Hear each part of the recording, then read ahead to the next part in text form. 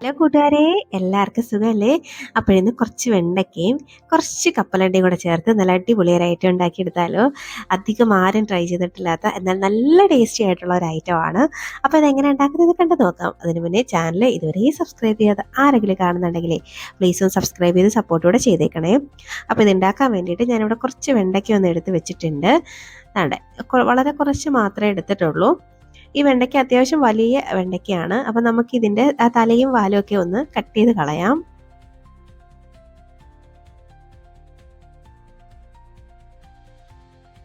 ഇതുപോലെ ഒന്ന് കട്ട് ചെയ്തിട്ട് ഇത് രണ്ടായിട്ട് കട്ട് ചെയ്യുന്നുണ്ട്. അപ്പം നല്ല ചെറിയ വെണ്ടയ്ക്കാണെങ്കിൽ ഇങ്ങനെ രണ്ടായിട്ട് കട്ട് ചെയ്യേണ്ട ആവശ്യമില്ല കേട്ടോ. ഇനി അതിൻ്റെ നടുക്കൂടെ ഇതുപോലെ ഒരു വെട്ടിട്ട് കൊടുക്കാം. ഇതുപോലെ ഒന്ന് വെട്ടിട്ട് കൊടുക്കണം. അപ്പോൾ ചെറിയ വെണ്ടയ്ക്കയാണെങ്കിൽ ഒരൊറ്റ തലയും വാലും മാത്രം കട്ട് ചെയ്തിട്ട് ഇതുപോലെ അങ്ങ് വെട്ടിട്ട് കൊടുത്താൽ മാത്രം മതിയാവേ.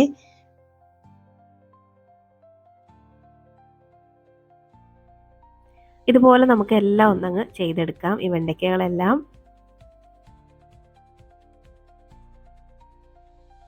അപ്പോൾ ഞാൻ എല്ലാം ഒന്ന് ചെയ്തെടുത്ത് കൊണ്ടുവരാവേ.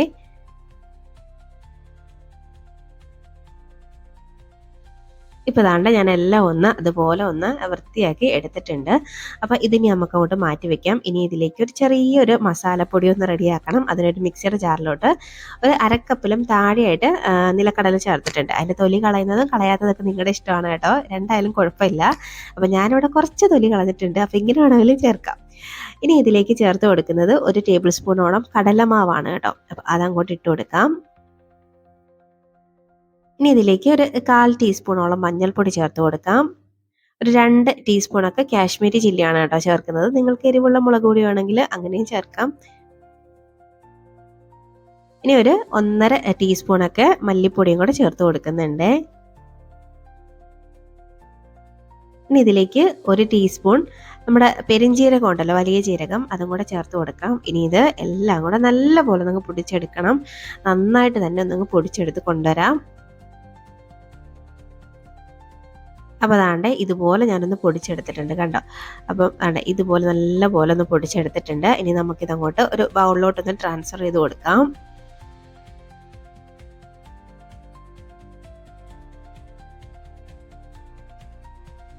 അപ്പം കപ്പലണ്ടി ആയതുകൊണ്ട് തന്നെ അടിക്കൊക്കെ കുറച്ച് ഇരിപ്പുണ്ട്. അപ്പോൾ അതെല്ലാം ഒന്ന് ആ മിക്സിയുടെ ജാറിൽ നിന്നെല്ലാം ഒന്ന് എടുത്ത് ബൗളിലോട്ട് മാറ്റുന്നുണ്ട്.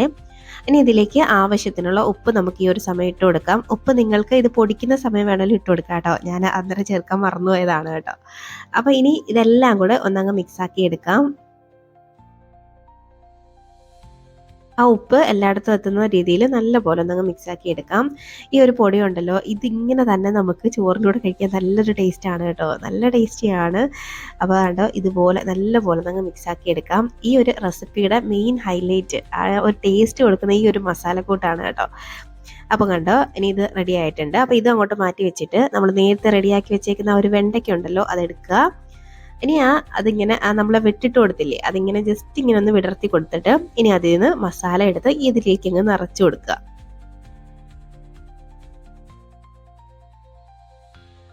ഇതുപോലെ ഒന്നങ്ങ് നിറച്ച് വെച്ച് കൊടുക്കാം. ഈ ഒരു റെസിപ്പിക്ക് ഇത്തിരി ഒരു സമയം എടുക്കുന്ന ഈ ഒരു പ്രോസസ്സ് മാത്രമേ ഉള്ളൂ കേട്ടോ, ബാക്കിയെല്ലാം വളരെ എളുപ്പമാണ്. ഇപ്പൊ കണ്ടോ അതിനകത്ത് മൊത്തം ഞാൻ ഈ മസാല നിറച്ചിട്ടുണ്ട്. ഇതുപോലെ നമുക്ക് എല്ലാം ഒന്നങ്ങ് ചെയ്തെടുക്കാം.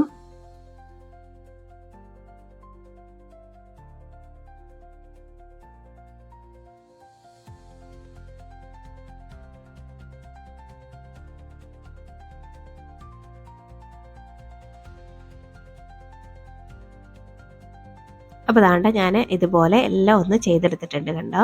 ഇനിയും കുറച്ച് പൊടിയും കൂടെ ബാലൻസ് ഉണ്ട്, അത് കളയണ്ട, അതേപോലെ അങ്ങ് വെച്ചിരുന്നാൽ മതി. ദാണ്ട ഇത്രയും പൊടി ബാലൻസ് ഉണ്ട് കണ്ടോ. ഇത് അങ്ങനെ തന്നെ വെച്ചേക്കണം, നമുക്ക് ആവശ്യമുള്ളതാണ്. ഇനി ഒരു പാൻ അടുപ്പത്തേക്ക് വെച്ചിട്ട് പാൻ ഒന്ന് ചൂടായി വരുമ്പോഴേക്കേ അതിലേക്ക് വെളിച്ചെണ്ണയാണ് ചേർത്ത് കൊടുക്കുന്നത്. നിങ്ങൾക്ക് ഏത് ഓയിൽ വേണമെങ്കിലും ഇത് ഉണ്ടാക്കിയെടുക്കാം, പക്ഷെ വെളിച്ചെണ്ണയാകുമ്പോൾ കുറച്ചും കൂടി ടേസ്റ്റ് കൂടും. ഇനി ഇതിലേക്കൊരു 5-6 ടേബിൾ സ്പൂണോളം വെളിച്ചെണ്ണ ഞാൻ ചേർത്തിട്ടുണ്ട് കേട്ടോ. ഇനി അതൊന്ന് ചൂടായി വരുമ്പോഴേക്കും 1 ടീസ്പൂണൊക്കെ ചെറിയ ജീരകം ഇട്ട് കൊടുത്ത് അതൊന്ന് മൂത്ത് വരുമ്പോഴേക്കും ഒരു സവാള അരിഞ്ഞത് ചേർത്ത് കൊടുക്കാം. ഇതൊരു ചെറിയൊരു സവാളയായിരുന്നു കേട്ടോ. ഒരുപാട് വലിയ സവാളയൊന്നും അല്ല. ഇനി ഇത് ഒന്ന് വഴറ്റിയെടുക്കാം. ജസ്റ്റ് ഒന്ന് ട്രാൻസ്പെറൻ്റ് ആയിട്ട് വരുന്നവരെ മാത്രം വഴറ്റിയെടുത്താൽ മതി. ഒരുപാട് നേരമായിട്ട് കളർ മാറ്റിയെടുക്കേണ്ട ആവശ്യമൊന്നുമില്ല കേട്ടോ. ജസ്റ്റ് ഒന്നങ്ങ് വഴറ്റിയെടുക്കാം.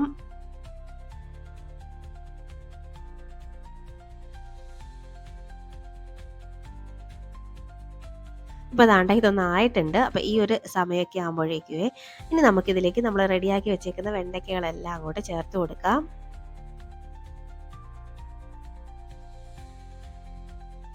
ഇനി ഇതെല്ലാം ഒന്നങ്ങ് വഴറ്റിയെടുക്കാം. ആ എണ്ണയിലിട്ട് ഈ വെണ്ടയ്ക്കൊക്കെ ഒന്നിങ്ങനെ അങ്ങ് മിക്സ് ആക്കി എടുക്കാം.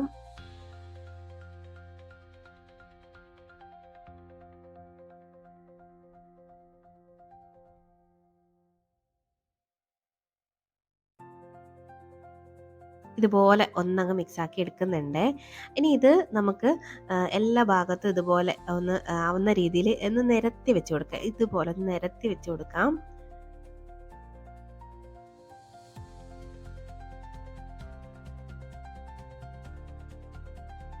ഇനി ഇതിലേക്ക് നമ്മൾ നേരത്തെ കുറച്ച് ബാലൻസ് പൊടി വെച്ചിട്ടുണ്ടായിരുന്നല്ലോ, അത് ഇതിൻ്റെ മുകളിലൂടെ അങ്ങോട്ട് ഇട്ട് കൊടുക്കാം. ഇനി ഇതിലേക്ക് കുറച്ച് വെള്ളം കൂടെ ഒന്ന് ചേർത്ത് കൊടുക്കണേ. വളരെ കുറച്ച് വെള്ളം മതിയാവും. ഒരു 1/4 കപ്പിലും താഴെയായിട്ട് വെള്ളമേ ഞാൻ ചേർക്കുന്നുള്ളൂ. നമ്മൾ ആ വെണ്ടയ്ക്ക വെച്ചിരുന്ന പാത്രം ഉണ്ടല്ലോ, അതിൽ തന്നെ കുറച്ച് വെള്ളം ഒഴിച്ചിട്ട് ചേർത്ത് കൊടുക്കുകയാണ്. ഇനി നമുക്ക് ജസ്റ്റ് ഒന്നങ്ങ് മിക്സ് ആക്കി കൊടുക്കാം. ഇതുപോലെ ജസ്റ്റ് ഒന്നങ്ങ് മിക്സ് ആക്കിയിട്ട് നമുക്കിതൊന്ന് അടച്ച് വെച്ചിട്ട് ഇനിയൊന്ന് വേവിച്ചെടുക്കണം. പെട്ടെന്ന് തന്നെ ആയി കിട്ടും. വെണ്ടയ്ക്കയ്ക്ക് ഒരുപാട് വേവൊന്നും ഇല്ല, എല്ലാവർക്കും അറിയാം. പെട്ടെന്ന് ആയി കിട്ടും. ഒരു 5-6 മിനിറ്റ് കൊണ്ട് തന്നെ ഇതൊന്ന് റെഡി ആവുമേ. അപ്പോൾ നമുക്കിതൊന്ന് ഇനിയൊന്ന് അടച്ച് വെച്ചിട്ട് നമുക്കൊന്ന് വേവിച്ചെടുക്കണം. അപ്പോൾ ഇതൊന്ന് അടച്ച് വെക്കാം. അടച്ചു വെച്ചിട്ട് ഇടയ്ക്കൊക്കെ ഒന്ന് തുറന്ന് ഒന്ന് ഇളക്കിയിട്ടൊക്കെ കൊടുക്കണം കേട്ടോ. അപ്പോൾ ഒരു സൈഡൊക്കെ ഒന്ന് ഫ്രൈ ആയിട്ട് വരും, അതായത് ഒന്ന് റെഡി ആയിട്ട് വരുമ്പോഴേക്കും മറ്റേ സൈഡും കൂടെ നമുക്കൊന്ന് തിരിച്ചും മറിച്ചൊക്കെ ഇട്ട് വേണം ഒന്ന് റെഡിയാക്കാൻ. ഇപ്പോൾ ഒരു 2-3 മിനിറ്റ് കഴിഞ്ഞിട്ടുണ്ട്. ഞാനൊന്ന് തുറന്ന് നോക്കുകയാണ്. ഇപ്പോഴും വെണ്ടയ്ക്ക മൊത്തം വെന്തിട്ടൊന്നുമില്ല, പക്ഷേ ഇതുപോലെ ഒന്ന് ഇളക്കിയിട്ട് കൊടുക്കണം. നമ്മളിതിലേക്ക് കടലമാവൊക്കെ ചേർത്തതുകൊണ്ട് തന്നെ പാൻ്റെ അടിയിലൊക്കെ ഒട്ടി പിടിക്കാനൊക്കെ സാധ്യതയുണ്ട് കേട്ടോ. അപ്പോൾ ഇതുപോലെ ഒന്ന് ഇളക്കിയിട്ട് കൊടുത്തിട്ട് വേണം നമുക്കൊന്ന് വേവിച്ചെടുക്കാൻ. ഇനി വീണ്ടും നമുക്ക് ഒന്നുകൂടെ അങ്ങ് അടച്ചു വെക്കാം. ഇപ്പോൾ നാളെ ഒരു 6-7 മിനിറ്റ് കഴിഞ്ഞിട്ടുണ്ട്. നമ്മുടെ വെണ്ടയ്ക്കൊക്കെ നല്ല അടിപൊളിയായിട്ട് വെന്ത് വന്നിട്ടുണ്ട്. കണ്ടോ, നല്ല പൊളി ടേസ്റ്റാണ് ഈ ഒരു സംഭവം കഴിക്കാൻ വേണ്ടിയിട്ട്. ഇനി ഇതിലേക്ക് നമുക്ക് കുറച്ച് കറിവേപ്പിലയും കൂടി ചേർത്ത് കൊടുക്കാം. കറിവേപ്പില ഞാൻ ആദ്യം ചേർക്കാൻ വിട്ടുപോയതാണ് കേട്ടോ. അപ്പോൾ നിങ്ങൾ ആദ്യം എണ്ണ ഒഴിച്ച് ചെറിയ ജീരകം ഇടുന്ന ആ ഒരു സമയം തന്നെ കറിവേപ്പില അങ്ങ് ചേർത്താൽ മതി. ഞാൻ ചേർക്കാൻ വിട്ടുപോയതുകൊണ്ടാണ് അവസാനം ചേർത്തത്. ഇനി നിങ്ങൾക്ക് മല്ലിയില ചേർക്കാൻ ഇഷ്ടമാണെങ്കിലും മല്ലിയില വേണമെങ്കിലും ചേർക്കാം കേട്ടോ. ഇത് ചേർത്തിട്ട് എല്ലാം കൂടെ നല്ലപോലെ ഒന്നുകൂടെ അങ്ങ് മിക്സാക്കി എടുക്കാം. നമ്മുടെ വെണ്ടയ്ക്കയൊക്കെ നല്ലപോലെ വെന്ത് വന്നിട്ടുണ്ട്. നിറമൊക്കെ മാറി കണ്ടോ, നല്ലപോലെ ഒന്നായിട്ട് വന്നിട്ടുണ്ട്. നല്ലൊരു മണമൊക്കെയാണ് കേട്ടോ ഇതിനകത്തുനിന്ന് വരുന്നത്.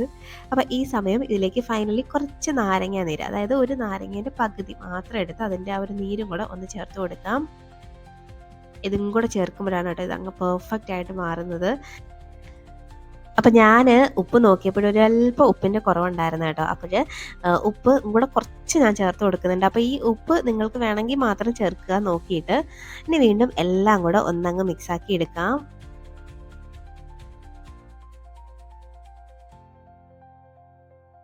അപ്പോൾ അതാണ്ട് അടിപൊളിയായിട്ട് ഞാനൊന്ന് മിക്സാക്കി എടുത്തിട്ടുണ്ട്. അപ്പോൾ ഇതാണ്ട് നമ്മുടെ അടിപൊളി ടേസ്റ്റി ആയിട്ടുള്ള ഒരു വെണ്ടയ്ക്ക മസാലയാണ് കേട്ടോ. ശരിക്കും പറഞ്ഞാൽ ഒരു വട്ടെങ്കിലും ടേസ്റ്റ് ചെയ്ത് നോക്കിയാൽ ഇതിൻ്റെ ആ ഒരു ടേസ്റ്റ് മനസ്സിലാവുള്ളൂ. നല്ല ടേസ്റ്റിയാണ്. ആ കപ്പലണ്ടിയുടെ ടേസ്റ്റ് ഒന്നും മുന്നിൽ നിൽക്കില്ല. ആ വെണ്ടയ്ക്ക കഴിക്കാത്തവർ വരെ കഴിച്ചു പോകുന്ന റെസിപ്പിയാണ് കേട്ടോ. ഇത് നമുക്ക് ചോറിൻ്റെ കൂടെ മാത്രമല്ല ചപ്പാത്തിയുടെ കൂടെയൊക്കെ കഴിക്കാൻ നല്ല അടിപൊളി ഐറ്റമാണ്. ഒരു വട്ടെങ്കിലും ട്രൈ ആക്കി നോക്കേണ്ട ഐറ്റമാണ് കേട്ടോ. അപ്പോൾ നല്ല ടേസ്റ്റി ആയിട്ടുള്ള വെണ്ടയ്ക്ക മസാലയാണ് റെഡി ആയിട്ടുള്ളത്. അപ്പോൾ നിങ്ങൾ ഇത് എന്തായാലും ഉണ്ടാക്കി നോക്കിയിട്ട് അഭിപ്രായം പറയാൻ മറക്കരുത്.